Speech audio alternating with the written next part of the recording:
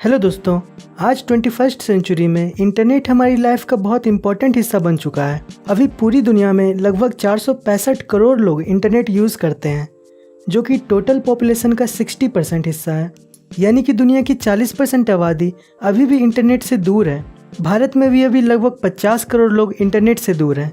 वैसे पिछले कुछ सालों में इंडिया में इंटरनेट यूजर्स बहुत ज़्यादा बढ़े हैं, पर कई सारे डेवलपिंग कंट्री और थर्ड वर्ल्ड कंट्री में अभी भी इंटरनेट बहुत कम लोगों के पास है।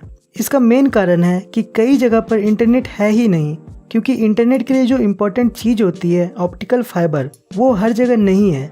ये सब ज़्यादा पॉपुलेशन वाले एरिया में लगाए जाते हैं, जैसे शहरों में, पर रूरल एरिया या कम पॉपुलेशन वाले एरिया इससे वंचित रह जाते हैं। क्योंकि ऑप्टिकल फाइबर लगाना बहुत महंगा होता है, तो इंटरनेट कंपनी ज़्यादातर शहरों को ही टारगेट करती है। तो इस तरह से तो 2050 तक 95% लोगों के हाथ में इंटरनेट होना पॉसिबल नहीं लगता। पर इलोन मस्क की कंपनी स्पेसएक्स इसे बदलने वाली है। स्पेसएक्स पूरी दुनिया में अपने स्टारलिंक मेगा कॉन्स्टलेशन के जरिए पूरी दुनिया को इंटरनेट देने के प्लान पे काम कर रही है। तो आज इस वीडियो में मैं इसी स्टारलिंक सैटेलाइट के बारे में आपको डिटेल में बताने वाला हूँ कि ये क्या है, कैसे काम करेगी, इसके क्या फ़ायदे होंगे, इसका क्या प्राइस होगा और ये 4G, 5G या ब्रॉडबैंड से कैसे अलग होगा। ये सब इस वीडियो में मैं बताने वाला हूँ। तो दोस्तों, वैसे स्टारलिंक सैटेलाइट से इंटरनेट देने वाली पहली कंपनी नहीं है।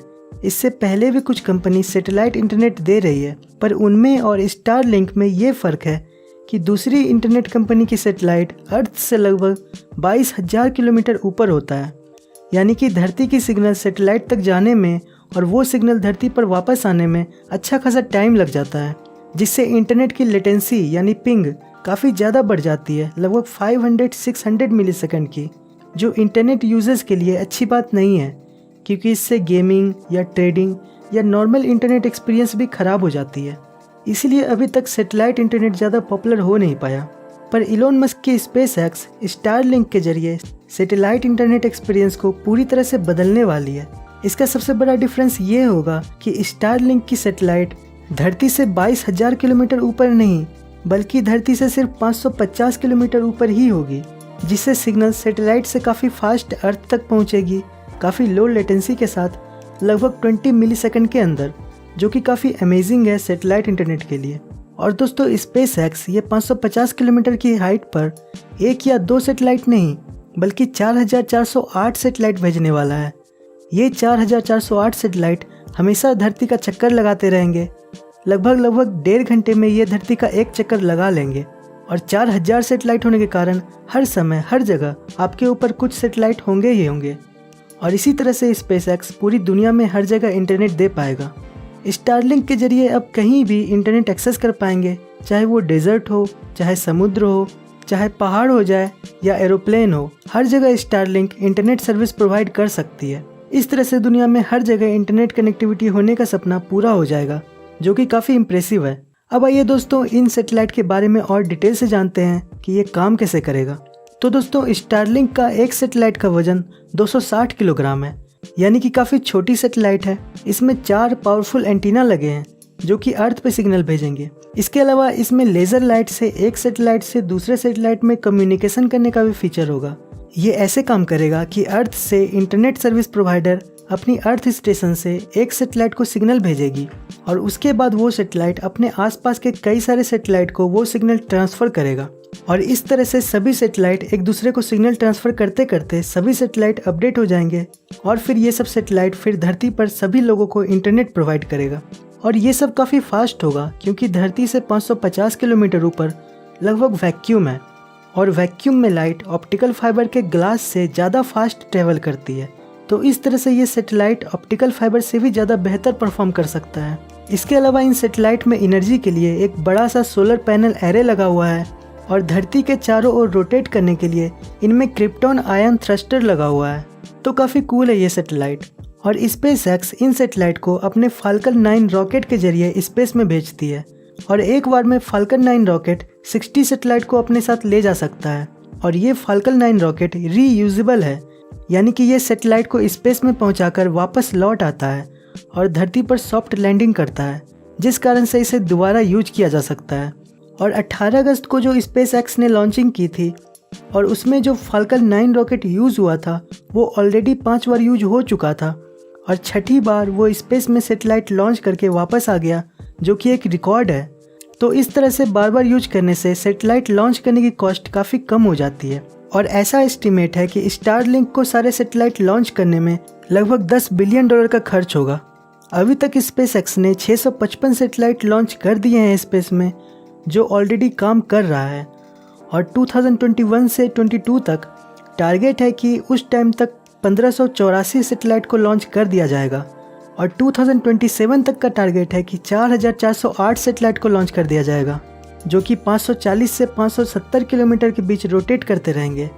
और ये सेटेलाइट 72 ऑर्बिटल प्लेन्स में रोटेट करेंगे, जिसमें एक प्लेन में 22 सेटेलाइट होंगे, ताकि रोटेट करने में इन्हें एक दूसरे से टकराने का चांस बहुत कम हो जाए।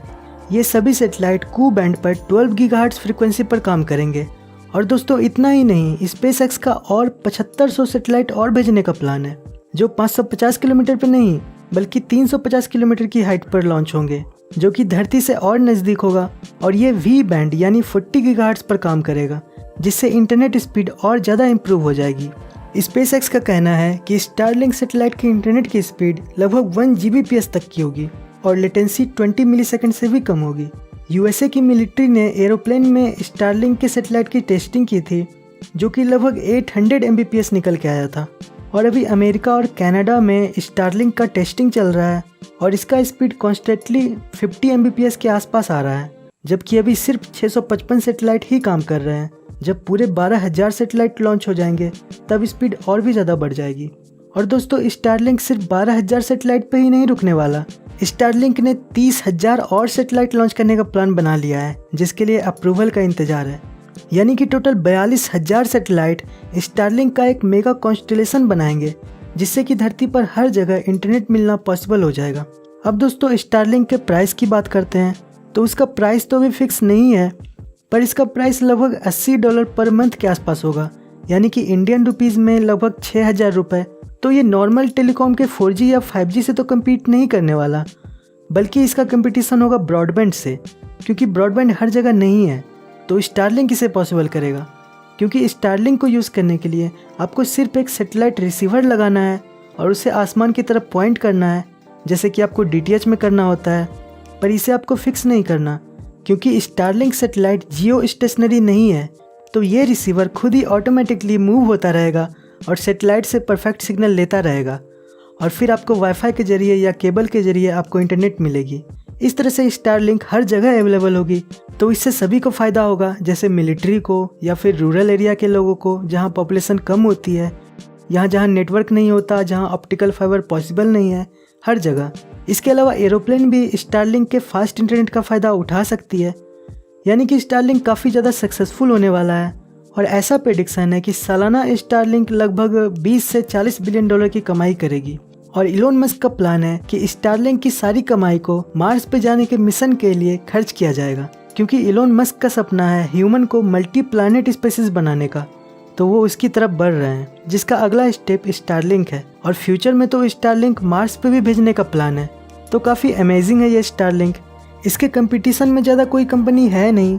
एक कंपनी जैसे अमेज़ॉन है, उसका प्रोजेक्ट काइपर, जिसमें 3,000 सेटेलाइट को स्पेस में भेजने का प्लान है, पर अमेज़ॉन ने अभी तक एक भी सेटेलाइट नहीं भेजा है।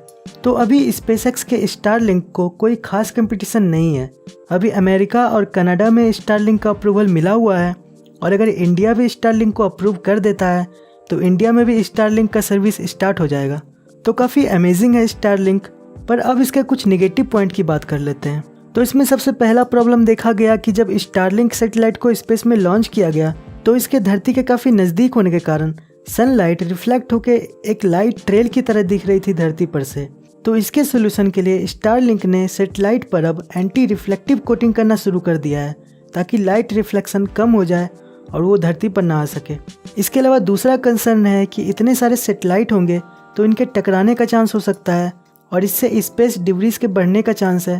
तो इसके लिए स्टारलिंक सैटेलाइट में जायरोस्कोप और क्रिप्टॉन थ्रस्टर हैं, जिससे वो खुद ही एक दूसरे से टकराने के चांस को कम कर देंगे। और इसके अलावा धरती से भी सभी सैटेलाइट को ध्यान रखा जाएगा कि कभी कुछ ऐसा टकराने का हुआ तो पहले से ही उसे संभाल लिया जाएगा।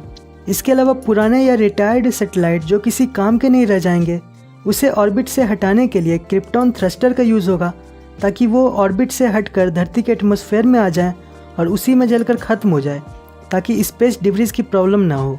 इसके अलावा थर्ड प्रॉब्लम है एस्ट्रोनॉमिकल टेलीस्कोप यूज़ करने वाले लोगों के लिए, कि इतने सैटेलाइट अगर धरती के चक्कर लगा रहे होंगे तो उन्हें एस्ट्रोनॉमिकल चीज़ें देखने में प्रॉब्लम तो नहीं होगी, जैसे दूसरे प्लैनेट, दूसरे स्टार्स देखने में कहीं स्टारलिंक का सैटेलाइट तो सामने नहीं आ जाएगा, क्योंकि अभी तक सिर्फ 9000 सैटेलाइट ही स्पेस में लॉन्च हुए हैं, जिसमें से सिर्फ 2000 बचे हुए हैं, और स्पेस एक्स अकेले 42000 लॉन्च करने वाला है। तो एस्ट्रोनॉमर्स बहुत चिंता में हैं। तो ये तो सच है, चिंता की बात है, और ये देखने वाली बात होगी कि स्पेस एक्स इस प्रॉब्लम को कैसे हैंडल करता है। तो दोस्तों, ये थी स्टारलिंक मेगा कॉन्स्टलेशन की पूरी डिटेल प्रोस एंड कॉन्स के साथ। तो आई होप कि आपको ये वीडियो पसंद आया होगा। अगर आपको ये वीडियो अच्छा लगा तो प्लीज़ लाइक, कमेंट, शेयर कर दें, और मेरे चैनल को सब्सक्राइब करना और बेल आइकन क्लिक करना भी ना भूलें। So thanks for watching.